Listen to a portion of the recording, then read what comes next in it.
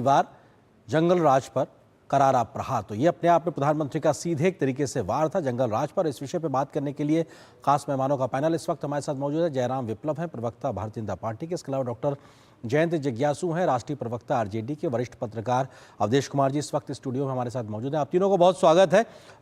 जिज्ञासु जी, शुरुआत आपसे ही, क्योंकि प्रधानमंत्री ने सीधे तौर पर जंगल राज के समय को याद दिला के हमला बोला है। वो एक ऐसा बैगेज है आरजेडी के साथ में, वो हटाए नहीं हट रहा है। नहीं, हमारा जो शासनकाल था लालू जी का, राबड़ी जी का या फिर तेजस्वी जी का 3 वर्ष बतौर उप मुख्यमंत्री, यह उन लोगों के लिए आत्मबल भरने वाला शासनकाल था जो वर्षों से उपेक्षित थे, तिरस्कृत थे, लांछित थे, वंचित थे, शोषित थे, पीड़ित थे। और इन सब को मुख्य धारा में जोड़ने के लिए इस देश की जो बौद्धिक परंपरा है और बहुत ही समृद्ध सांस्कृतिक एक रिवायत है, उन्होंने 6 विश्वविद्यालय खोले लालू प्रसाद जी ने, 1 राबड़ी जी ने। और जब केंद्र में मौका मिला, हम लोग 24 एमपी जीत कर आए थे और उसमें 9 लोगों को मंत्री बनने का अवसर मिला, तो 3 केंद्रीय विश्वविद्यालय यूपीए के दौरान गया में, मोतिहारी में और फिर अंतर्राष्ट्रीय नालंदा विश्वविद्यालय जो मौजूदा शक्ल में आपको दिखता, और 1 एएमयू का परिसर किशनगंज में। तो ये सब हमारा काम रहा। और पूरे बिहार में ग्रामीण सड़कों का जाल बिछाने के लिए जो उस समय हमने बजट में प्रावधान किए, हर वर्ष 40,000 करोड़ रुपए के हिसाब से अतिरिक्त सहायता राशि दिलवाई। तो इसलिए बिहार का जो पूरा शासनकाल, उसमें किसानों के लिए सिर्फ 3 से 5 रुपया प्रति बीघा मालूदारी देनी पड़ती थी। तो इसलिए ये दुष्प्रचार चल नहीं पा रहा है, टिक नहीं पा रहा है। बात चारा घोटाले की भी तो होती है, उस पूरे कार्यकाल के समय की बात होती है, जो अपने आप में देश का एक ऐसा घोटाला था जिसके बारे में आज भी चर्चा होती है। मैं इस पर भी कहना चाहता हूं कि ये जगन्नाथ मिश्रा जी के समय से 70 के दशक से ये घोटाला चला रहा था, जिसमें जांच के आदेश लालू प्रसाद जी ने दिए और उन पर जो आय से अधिक संपत्ति का इल्जाम लगा, तो सीबीआई उच्चतम न्यायालय में साबित करने में विफल रही और उस मामले में वो बरी हुए। कुछ और मामले जो हैं वो चल रहे हैं, क्योंकि लालू प्रसाद जी समझते थे कि इस देश में लोकतंत्र और संविधान की ताकत है और इसका जब हम अनुपालन करते हैं उन प्रक्रियाओं का, तो सबसे ज्यादा कमजोर लोगों को लाभ मिलता था। और उत्तर प्रदेश के अभी के मुख्यमंत्री अजय सिंह बिष्ट जी की तरह अपने ऊपर चल रहे आरोपों, मुकदमों को वापस नहीं लिया उन्होंने, तो इसलिए कभी फाउल गेम नहीं खेला। ठीक है, फाउल गेम नहीं खेला। ठीक है, आपकी बात को आगे बढ़ाते हैं। जयराम जी, विप्लव जयराम जी, सवाल ये है, ठीक है, ओके जयराम जी, सवाल ये, वो कह रहे हैं कि साहब उन्होंने दबे कुचले वंचित वर्गों की आवाज बन को एक तरीके से बुलंद करने का काम किया है और जो कुछ भी हुआ उसकी तो जांच हुई, ऐसा कुछ भी साबित नहीं हुआ है। देखिए, राजद के ऐसे पक्ष पर आज प्रहार किया है प्रधानमंत्री जी ने कि बौखलाहट चारों तरफ दिखाई पड़ रही है।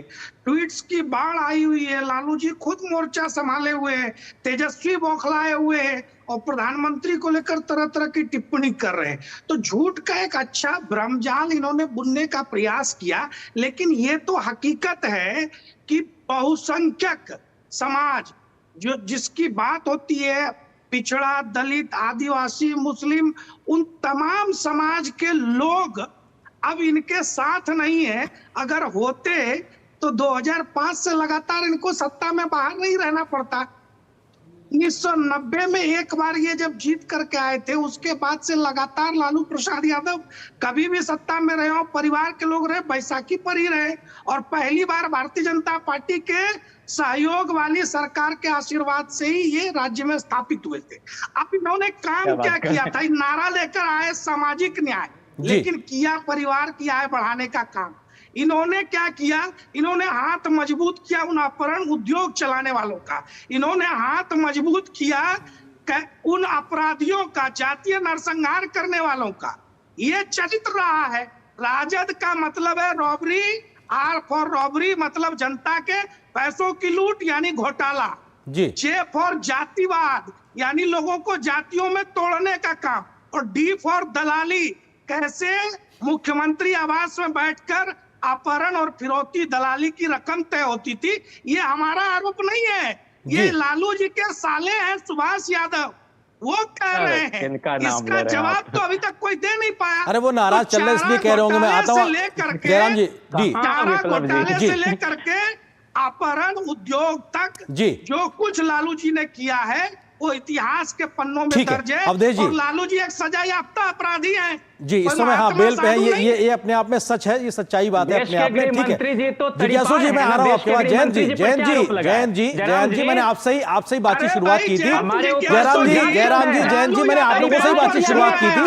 आ रहा हूँ, एक सेकंड पैनल में और भी जिम्मेदार महत्वपूर्ण लोग हैं, उनका भी बात सुनिए। जयराम जी जयंत जी जयराम जी जयंत जी एक सेकंड जयंत जी आपकी आवाज नहीं आ रही है, नहीं समझ में आ रहा आप क्या बोल रहे हैं। जयंत जी एक सेकंड, जयराम जी एक सेकंड अरे जयंत जी जयराम जी एक सेकंड पीछा कराने का इल्जाम किन पर है जयराम जी? अरे जयंत जी जिज्ञासु जी एक सेकंड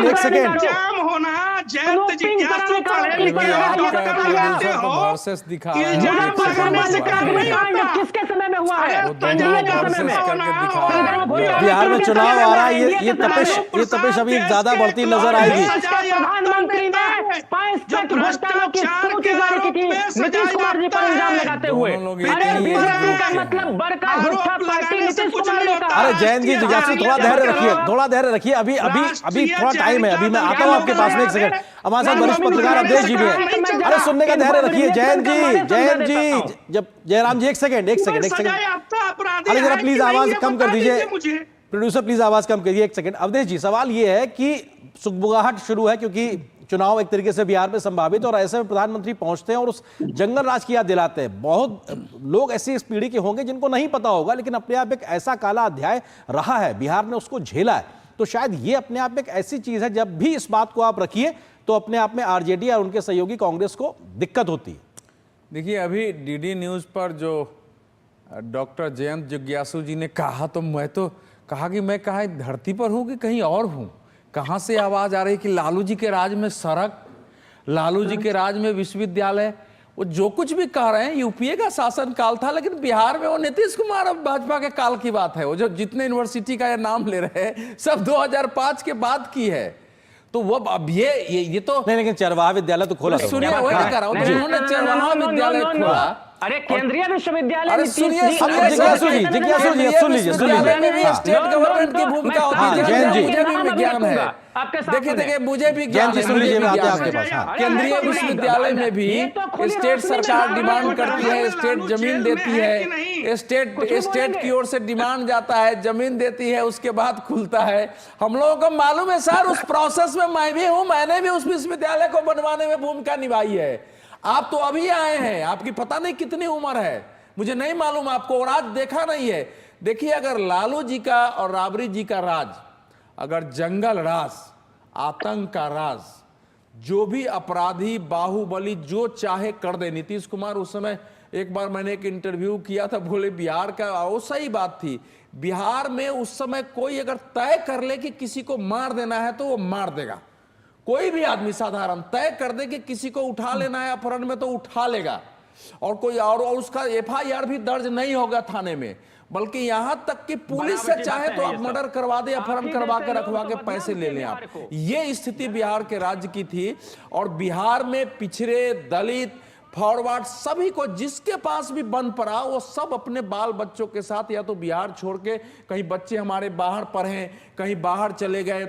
लोगों ने अपने जमीनें बेच बेच के आज दिल्ली से लेके इतनी बड़ी संख्या जो बिहार की दिल्ली, नोएडा और एनसीआर में है, सब उसी काल में तो आए ही थे। उसके पहले बिहार के लोग यहाँ कहाँ होते थे? लोगों ने भेजा। शाम को 6 बजे के बाद अगर 5,000 रुपए हैं तो आप सड़क पर नहीं निकल सकते थे। और मुझे अच्छी तरह याद है, तो छोड़ दीजिए, 2004 में मैं अपनी गाड़ी से बिहार जा रहा था, मैंने 7 बजे रात को यूपी क्रॉस किया था, चंदौली में किसी को फोन किया, मैं आ रहा हूं, मुझे को डांटने लगे वो, ये क्या कर रहे हो, बिहार है, रात में जहां हो वहीं रुको। और मुझे फिर वापस आकर के एक उत्तर प्रदेश के गेस्ट हाउस में रात में रुकना पड़ा। मैं बिहार में इंटर नहीं बिल्कुल, ये सच्चाई रही है सर। हाँ, दूसरी जो इस समय स्थिति हुई है, देखिए जो इस समय महाकुंभ में संपूर्ण देश के गली गली से, मैं इस मुद्दे पे एक सेकंड आता हूं आपके पास में। जयंत जी, सवाल यही है क्योंकि महाकुंभ को लेकर प्रधानमंत्री ये कहते हैं कि साहब ये एकता का कुंभ है, लेकिन लालू जी एक तरीके का बयान देते हैं, उसकी लगातार निंदा होती है। ये तो एक तरीके से विरोध वाली राजनीति हो गई ना। संक्षेप में जवाब चाहूंगा जयंत जी आपसे। देखिए, कुंभ वगैरह पर क्या कहना नहीं कहना, मेरा बहुत स्पष्ट मानना है। कि भाई जब आपने ये अपील की है देशवासियों से कि आप अधिक से अधिक संख्या में पहुंचे, तो आपको उसका समुचित प्रबंध करना भी चाहिए और ये जिम्मेदारी होती है राज्य सरकार की। लेकिन हम तो किसी और को कोट नहीं कर रहे हैं। उत्तर प्रदेश के शासन में बैठे हुए लोग और जो कमिश्नर हैं वहां प्रशासन में, उन्होंने कहा कि आप लोग जल्दी जल्दी उठिए। ये भगदड़ की स्थिति उन्होंने पैदा की, पैनिक उन्होंने क्रिएट किया। और दूसरे एक पुलिस अधिकारी कह रहे हैं कि लालू जी ने जो बयान दिया, मैं उस पर आपका रिएक्शन पूछ रहा हूं। लालू जी ने जो बयान दिया कुंभ को लेकर, मैं उस पर रिएक्शन पूछ रहा हूं। व्यवस्थाओं पे हम बहुत चर्चा करते हैं, आपके यहां से भी लोग आते हैं।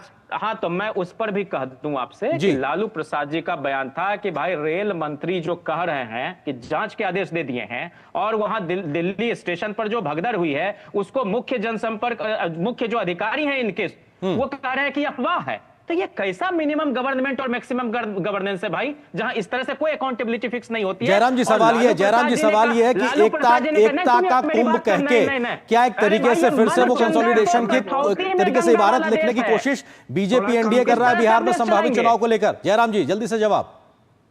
देखिए, जिस प्रकार से इनको लालू का जंगल राज, चारा घोटाला, अपहरण, उद्योग और तमाम चीजें नहीं दिखी, उसी प्रकार से सनातन का अपमान नहीं दिखा। जैन जी प्लीज सुन लीजिए, जैन जी प्लीज सुन लीजिए, गलत जंगल राज की आवाज को बंद कर दीजिए प्लीज।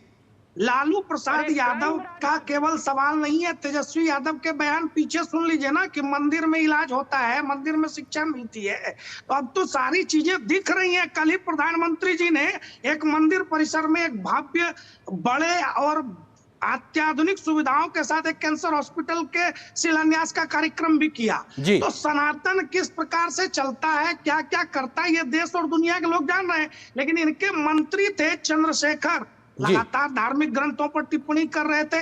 इनके एक फतेह बहादुर सिंह थे, वो लगातार मां दुर्गा, बिल्कुल ये तमाम जो कमेंट्स या बयान थे, ये सबने देखे हैं। समय थोड़ा सीमा है, अवधेश जी जल्दी से, क्योंकि एकता का कुंभ की बात हो रही है तो वह दूसरी ओर लगातार इस प्रकार के बयान भी आ रहे हैं। नहीं, एकता का कुंभ नहीं है। देखिए, किसी को भी भारत में जो एक सो कॉल्ड सेकुलर या दलितों को, पिछड़ों को झूठ सनातन के विरुद्ध भड़का करके और शासन करने वाले अपनी अज्ञानता में रहे हैं, वो उनके अंदर एक भय पैदा हो गया है कि इतना हमने भय पैदा करने की कोशिश की कि वहां व्यवस्था नहीं है, वहां फलाना है, लोगों को कष्ट हो रहा है। लेकिन गांव गांव से करोड़ों लोगों को निकल करके आना और हर जाति के, हर पार्टी के, हर क्षेत्र के लोगों का बंद नहीं हो रहा है। अगर ये हो गया, सामाजिक एकता कायम हो गई, जाति तो दिख ही नहीं रहा है, इसमें अगर विलीन हो गई तो हमारी तो राजनीति खत्म हो जाएगी। तो उस राजनीति खत्म होने के भय से जो एक असंतुलन होता है, उसमें बयान निकल रहा है, कुंभ क्या है, फालतू, कुंभ फालतू।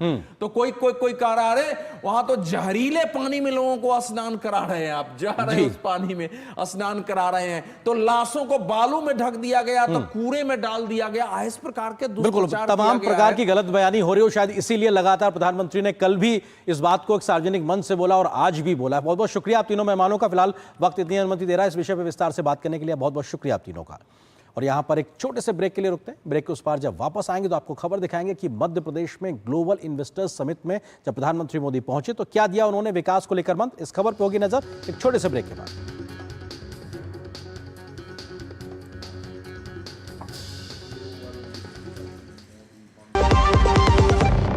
सस्ते वाले दाल मसाले स्वाद हुआ बेकार, एमडीएच की हल्दी मिर्ची धनिया करे कमाल, रंग दे ये खुशबू दे ये तीखा ये कम पड़े, क्या निराला एमडीएच मसाला।